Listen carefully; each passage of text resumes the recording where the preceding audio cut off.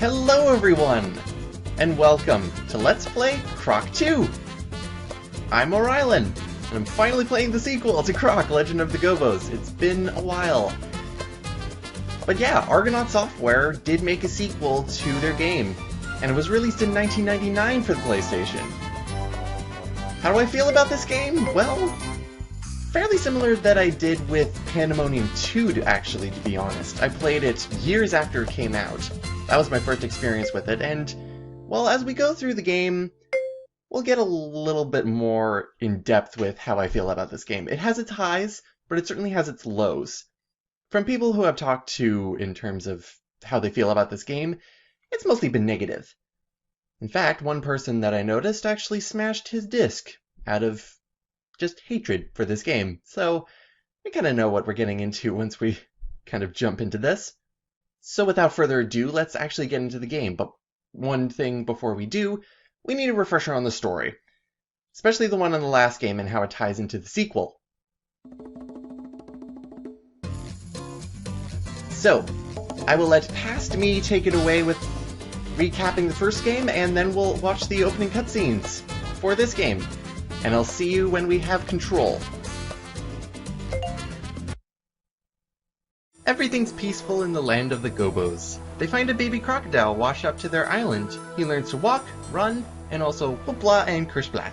But then Baron Dante shows up and no one's happy. The Gobos start getting taken away, but Croc manages to escape thanks to the king. Then everything is very sad. But Croc defeats Baron Dante and frees the Gobos, and everybody is happy again. Croc is worshipped as a god.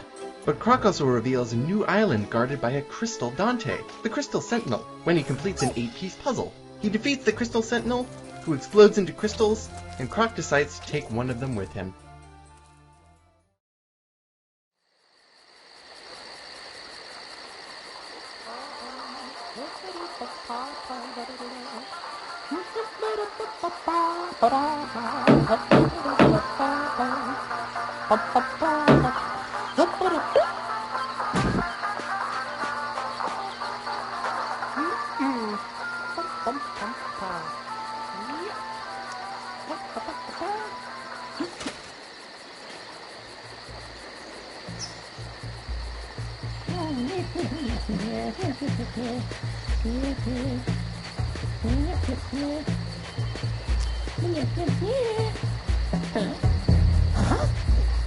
What?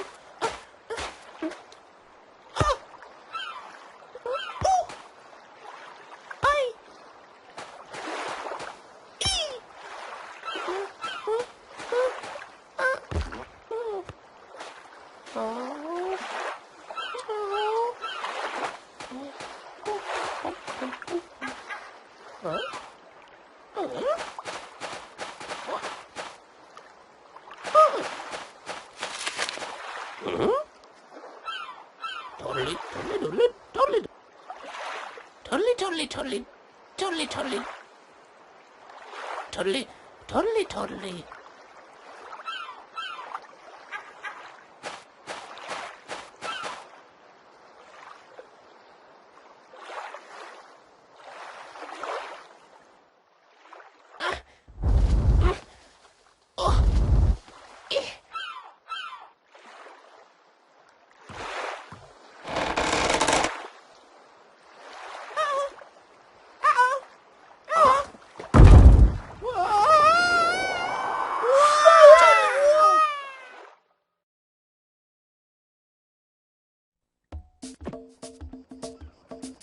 a new world, and civilized inventory management, and also speaking and dialogue.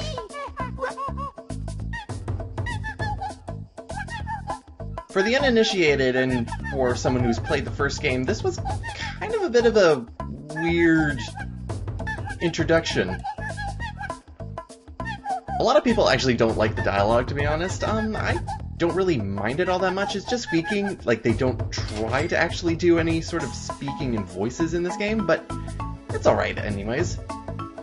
So for the first couple of videos, I'm just going to try and go through as much of the new stuff and change stuff as I can, because, trust me, there's a lot. And it's not really told to you in a very good way. You do have to use the manual in order to actually get as much information as you can, especially about Croc's controls, because they're a little bit different. He has some new moves, but they're not explicitly told to you. So the first thing I'm actually going to do is, well, let's talk to more of these gobos.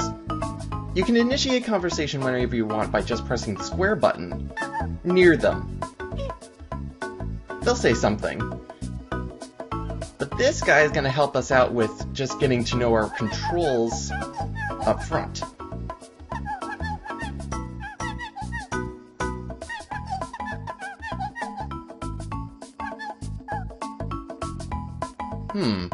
It is a bit of a mystery crate when the rest say ginger soda on it. Well, don't worry, little dude. If you remember from the last game, all you need to do is press the X button to jump, and at the top, hit X again. And it looks like we have something in the box. Let's pick it up.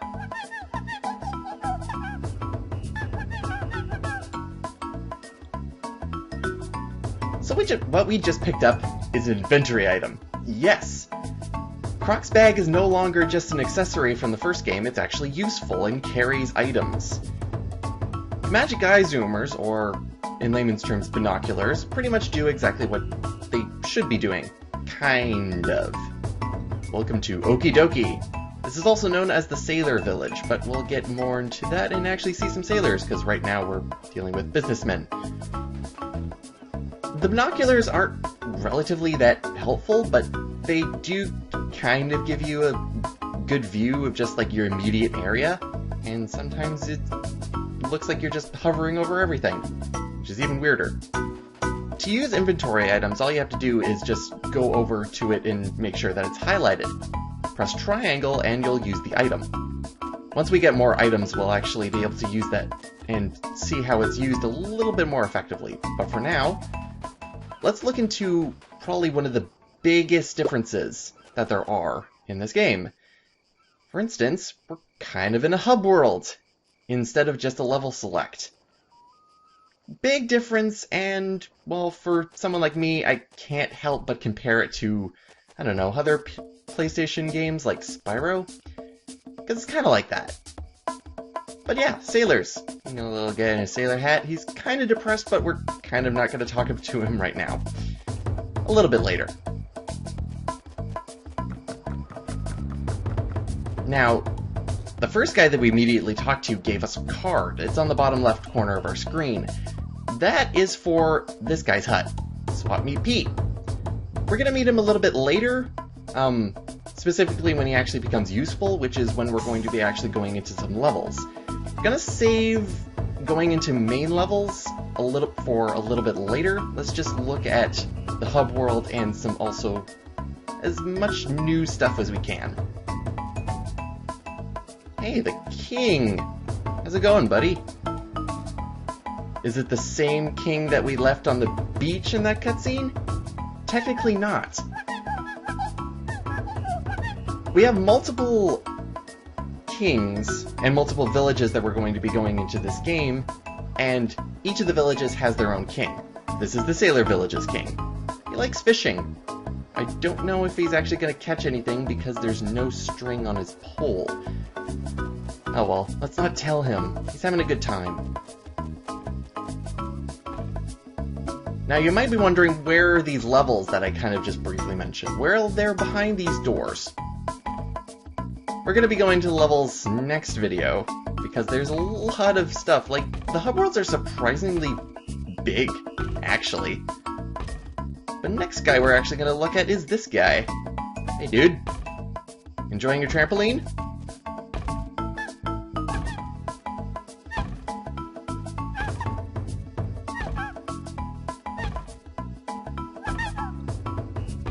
I kind of like the dialogue in certain instances, especially there, because it's cute in its delivery. But he's betting that we can't jump higher than him. But we're Croc. We can jump super high. Except we can't jump high enough. So how do we jump higher then if we're not able to just simply press X and go high?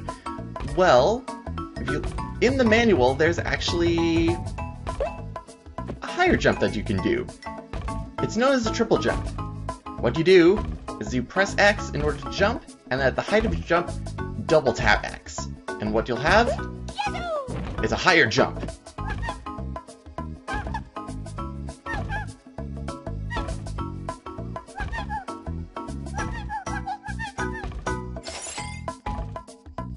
It's not so much a triple jump as it is like a bounce jump, but it is able to get you some extra height, which in some levels is going to come in really handy to reach out-of-place areas.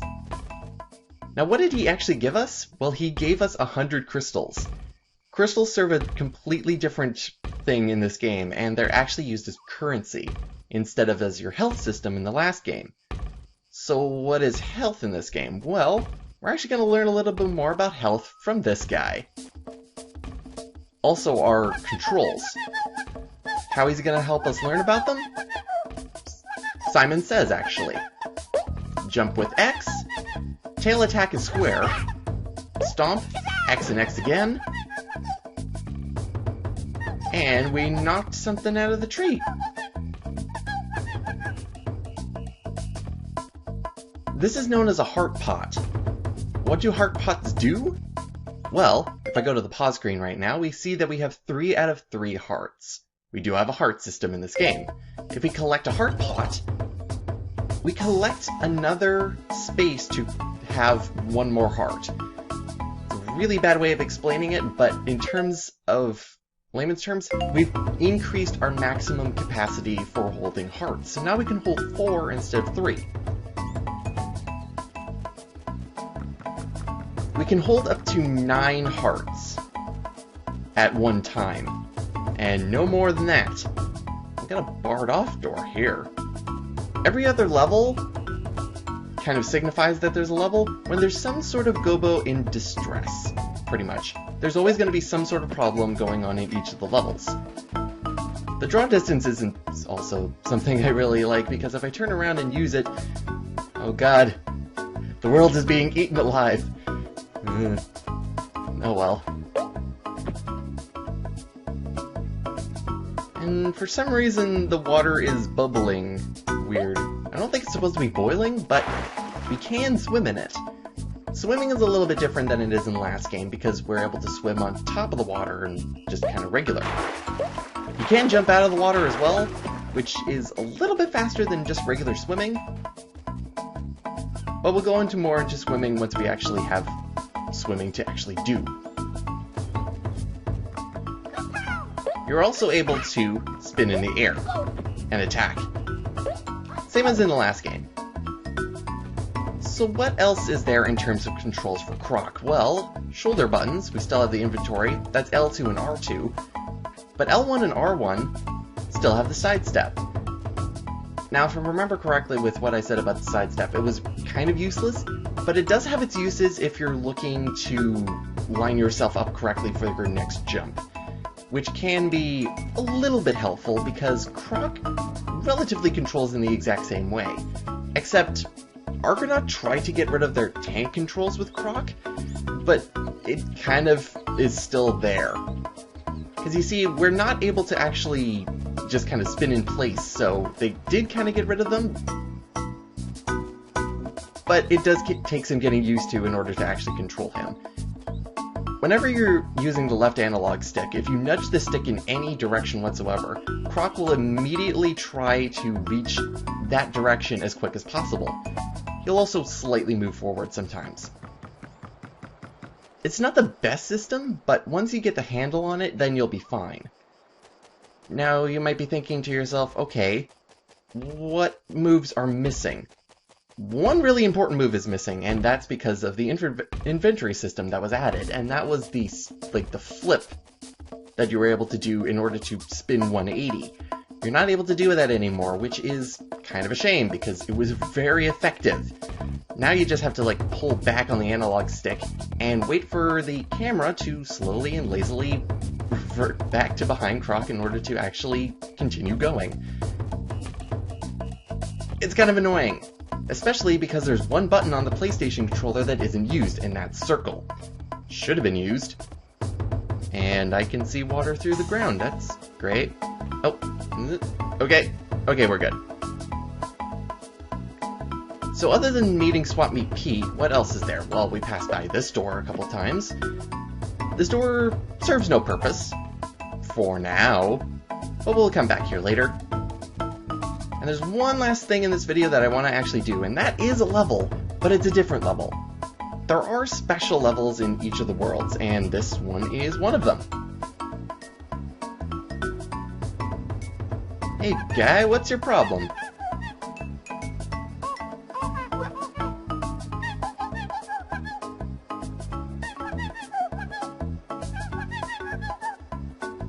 A racing level.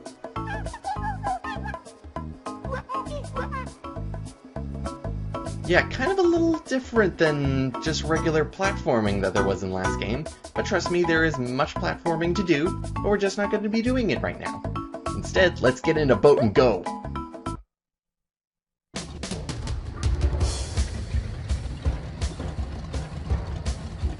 There's also no countdown, which is kind of anticlimactic, and if you're not holding down on X, which is acceleration, they're gonna just leave you in the dust and you're gonna go, wait, what?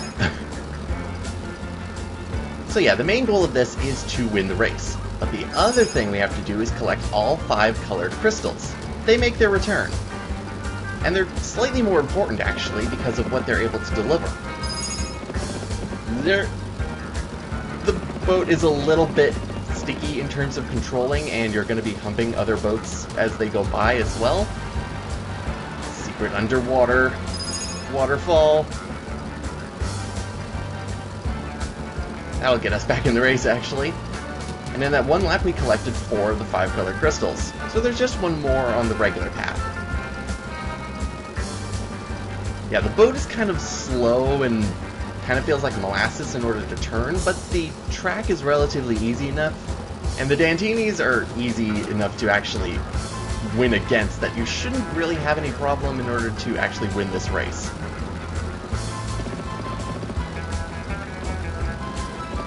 They do have a set path that they go towards, and if you're in their way, they'll just try and nudge you out of the way by constantly humping against you.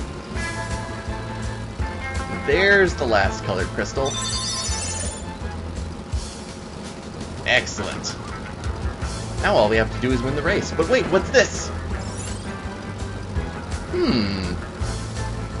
Well, what we just picked up is actually known as a golden gobo. You get that for collecting all 5 colored crystals.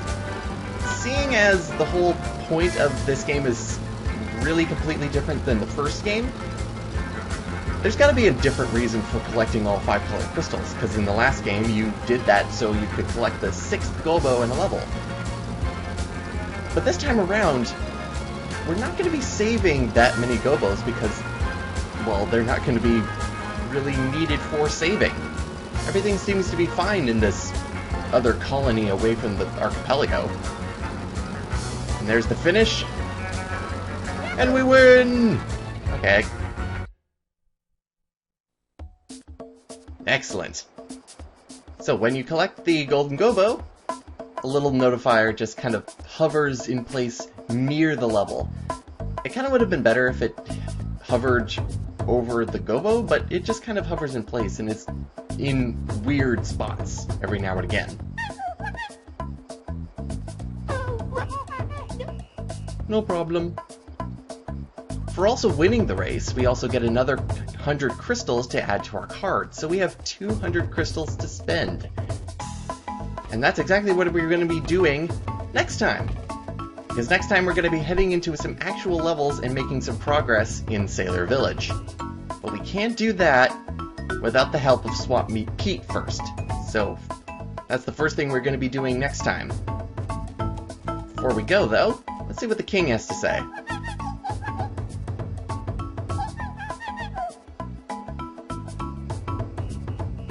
Ooh. Foreshadowing of what's ahead. But we got some time before that actually happens. So, I'll see you next time, everyone, as we head and Swap Meet Pete. See you next time, everyone.